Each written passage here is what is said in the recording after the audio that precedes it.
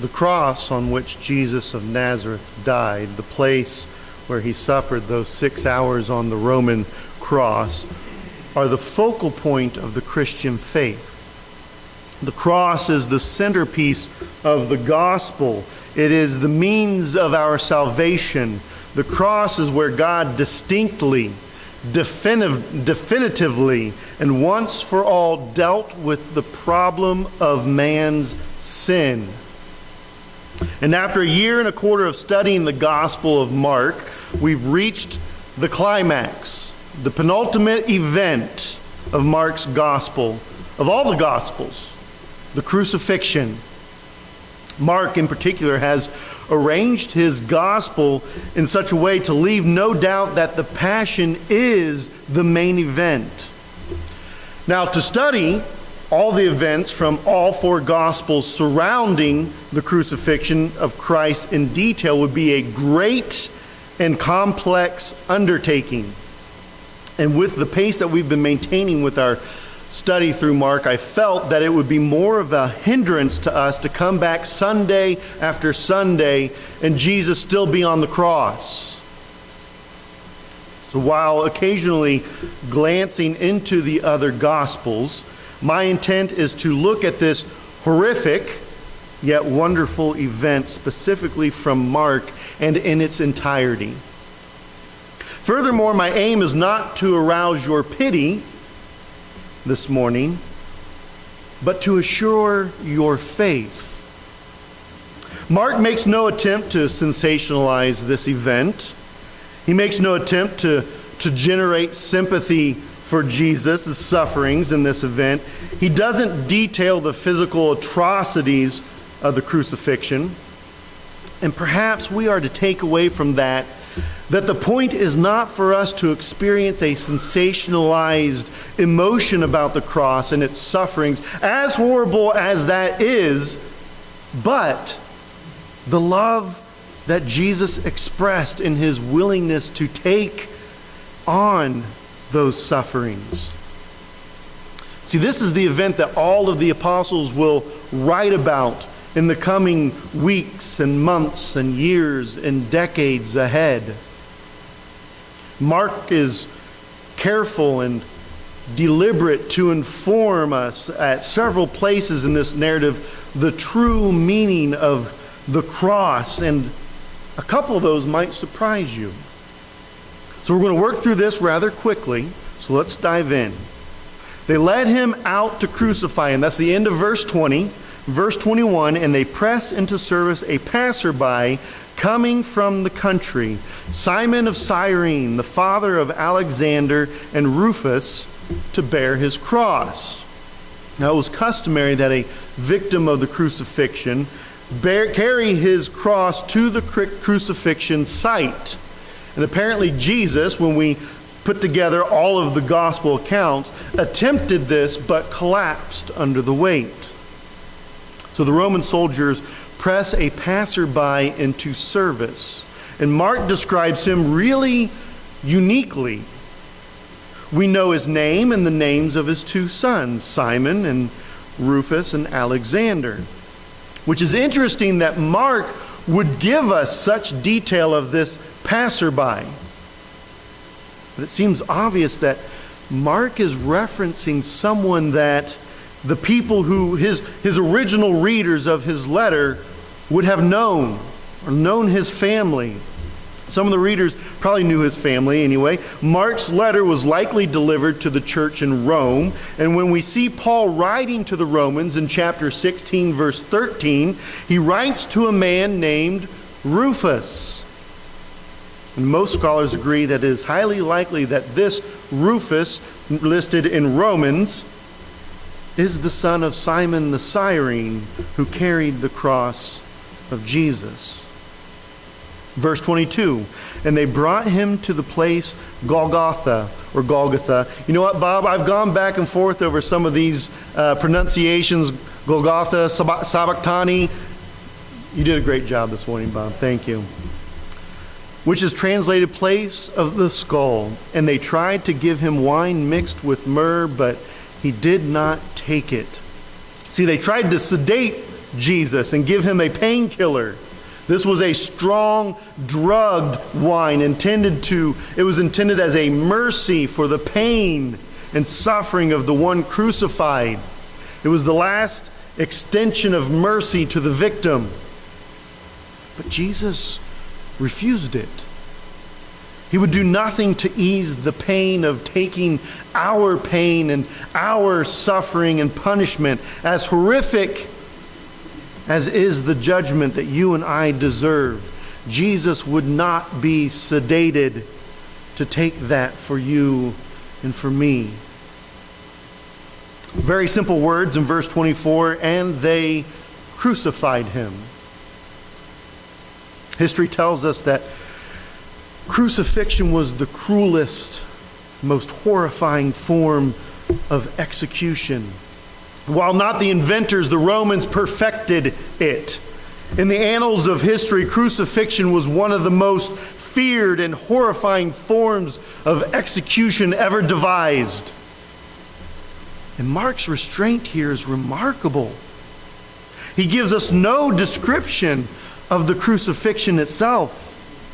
Not because he was resistant to do so, but everyone in that day would have known what crucifixion was. His audience, no doubt, understood crucifixion. They saw them often. 4 soldiers and a centurion comprised the execution squad. And the scriptures say they divided up his garments by lot among themselves to decide what each would take. They didn't understand, they didn't realize, but this was a fulfillment of Psalm 22, which I read to you earlier this morning. Mark then gives us a time reference in verse 25. It was the 3rd hour when they crucified him. That's 9 a.m. And he will suffer for 6 more hours. I'm looking at the clock. It's 10:30 now. Imagine waking up this morning at 9 a.m. being put on the cross. You've been there for an hour and a half. You have 4.5 hours still to go. When a man was crucified, the crimes that he committed were written and inscribed on a placard and hung above his head on the cross. The inscription of the charges against Jesus, the King of the Jews. Now remember, last week we highlighted the fact that Jesus was the King of the Jews. So now Pilate is highlighting the irony. Mark is bringing this irony to incredible focus. The charge against him was true. The crime they said he committed. But it was no crime to be who he was. And who was he? The Prince of Peace, the Shepherd, the bread of life, the living water, the Word, the door, the way, the truth, and the life, the great I am, the King of Kings and the Lord of Lords. It sounds to me like there's 12 reasons to get rid of Jesus. That's sarcasm, by the way. Jesus wasn't crucified alone. All 4 Gospels record the fact that he was crucified in between 2 other robbers. And Mark's intentions and brevity in his account don't allow for him the space to address the fullness of the interactions Jesus had with these other 2 robbers. But one of them, we find out later through the pen of John, actually repented and asked to be with Jesus in paradise. And Jesus grants that faith this man had on the cross.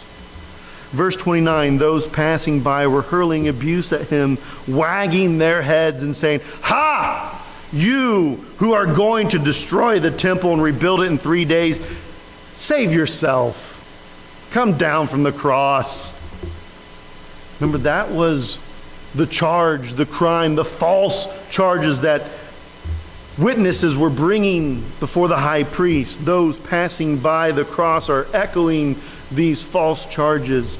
And then in the same way, the chief priests also, along with the scribes, were mocking him among themselves and saying, "He saved others, he cannot save himself. Let this Christ, the King of Israel, now come down from the cross so that we may see and believe." And those who were crucified with him were casting the same insult at him. It's an interesting moment. These religious leaders seem to acknowledge and openly say that Jesus saved others and helped others. He raised the dead. He healed the sick. He made the blind to see and the deaf to hear. He cured leprosy. He healed limbs. And most recently, just a few months earlier rather, he raised Lazarus from the dead just 2 miles away. And they were saying amongst themselves and amongst the crowd, "Here's your miracle worker," trying to undermine everything Jesus had done. If he can't do what he ought to do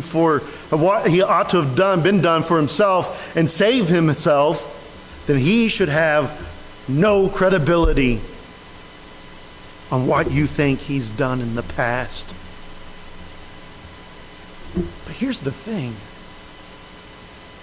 If Jesus had done what they dared and challenged him to do, he would have saved himself, but not us. He didn't save himself so that he could save us. Think about this. If they said, "Perform a miracle," it might have been the greatest miracle Jesus ever performed in his life. It might be that the greatest miracle that Jesus ever performed in his life was the miracle of not performing a miracle and staying on the cross. What kept him there was his love. He was demonstrating God's love. God demonstrates his love for us, toward us, in that while we were yet sinners, Christ died for us. Mark 10:45, the Son of Man did not come to be served, but to serve and give his life a ransom for many. When the 6th hour had come, darkness fell over the whole land until the 9th hour. Writers all talk about this darkness. Thallus, the early pagan historian, writes and frankly confirms the life of Christ by saying this, but he writes of the unnatural darkness that accompanied the death of Jesus. We don't know anything about this darkness other than that it was a supernatural darkness. Many have tried to state that it was an eclipse or a sandstorm, but science has debunked any natural doing that occurred here. In the Old Testament, daytime darkness was a recognized sign of God's judgment. The supreme example of that phenomenon was the darkness over Egypt that was the penultimate plague prior to the angel of death passing over Israel. So when darkness fell at the crucifixion, we know that God was acting in judgment. But who was being judged? Mark continues, at the 9th hour, Jesus cried out with a loud voice, "Eloi, Eloi, lama sabachthani," or sabachthani. Pick your pronunciation, which is translated, my God, why hast thou forsaken me?" When some of the bystanders heard it, they began saying, "Behold, he is calling for Elijah." But this was the moment that Jesus had prayed against in the garden, yet ultimately yielded to his Father's will. This was the cup Jesus was to drink, the cup of God's wrath. Jesus, in this moment, in a way that we will never fully understand and could never fully explain, while never ceasing to be the Son of the Trinity, is experiencing separation from the Father of the Trinity because of the sins of his creation. Jesus is being judged and experiencing the consequence that we deserve because of our sin on our behalf, so that you and I might be rewarded instead. He was killed that we might live. He suffered that we might be healed. And someone ran and filled a sponge with sour wine, put it on a reed, and gave him a drink, saying, "Let us see whether Elijah will come and take him down." And Jesus uttered a loud cry and breathed his last, and the veil of the temple was torn in two from top to bottom. Now, the tearing of the veil and the manner in which it was torn top to bottom identified that God had removed the barrier between creator and creation. The ultimate sacrifice had been made. There was no longer a need for sacrifices. Man now had access to God through the blood sacrifice of his Son. And there were other supernatural phenomena that accompanied Christ's death. There was an earthquake. Tombs were opened, and deceased believers were resurrected and walked around and talked to people. And then Mark then brings us to what I think is the most interesting moment at the crucifixion. And I believe that Mark meant it to be, as he brings us to the most Christological statement of his gospel. Let me explain. And when the centurion, who was standing right in front of him, saw the way he breathed his last, he said, "Truly this man is the Son of God."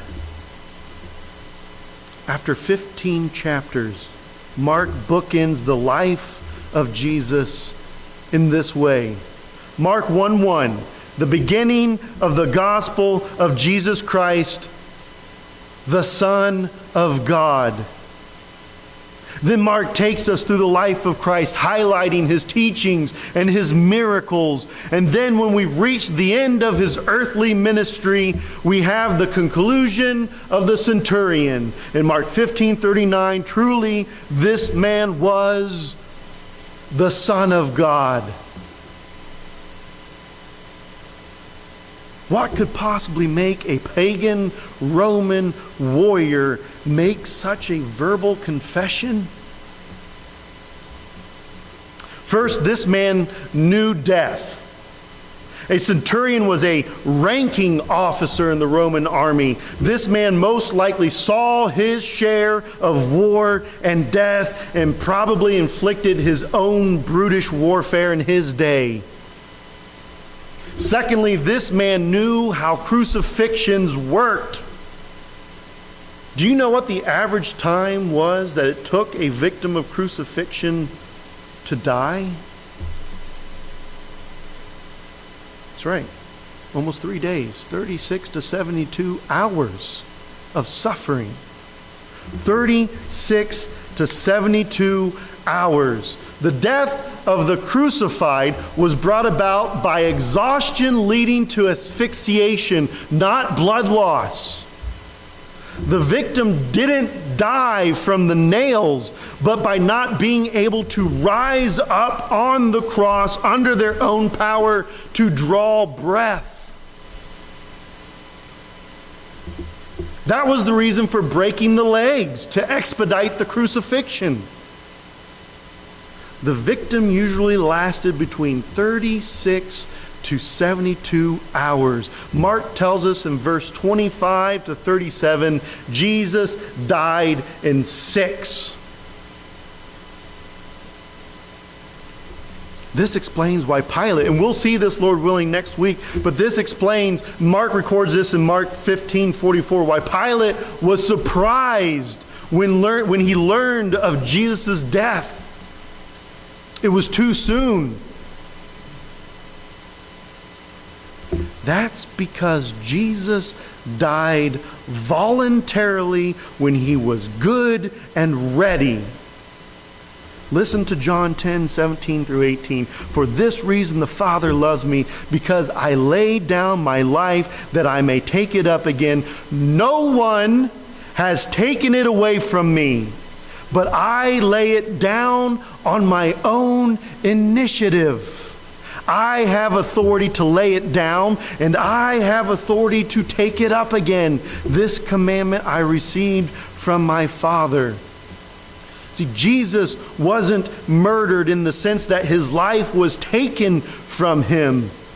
He willingly laid his life down for us.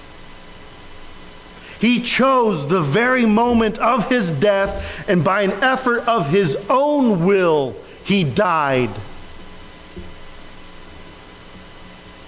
This is made abundantly clear by the following accounts. Jesus cried out again with a loud voice and then yielded up his spirit, Matthew 27:50. And Jesus uttered a loud cry and breathed his last, Mark 15:37. And Jesus, crying out with a loud voice, said, Father, into your hands I commit my spirit. And having said this, he breathed his last, Luke 23:46. And he said, it is finished. And he bowed his head and gave up his spirit. John 19:30. Those were the actions of a man who still had strength and life flowing through his body. Not someone on the brink of death. And the centurion would have known, having witnessed countless of crucifixions, he recognized something different about this man. The dignity in which he died, his conversations to the thieves on the cross. Truly, this man was the Son of God. He affirms the charge the religious leaders made against Jesus, where they said that you are committing blasphemy, making yourself out to be God's equal, namely the Son of God. And there were also some women looking on from a distance. Mark lists them, who was there, and he says they used to follow him and minister to him. I'll simply make this point.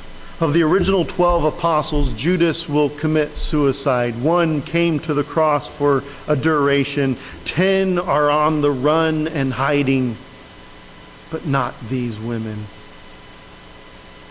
They identify with Christ to the very end, knowing it could cost them their lives.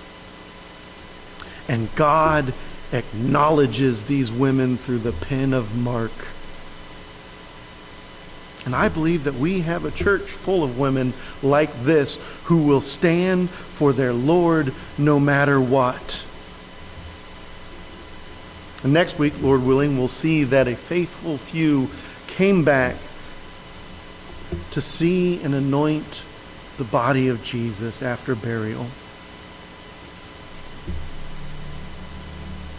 So why did all this have to happen?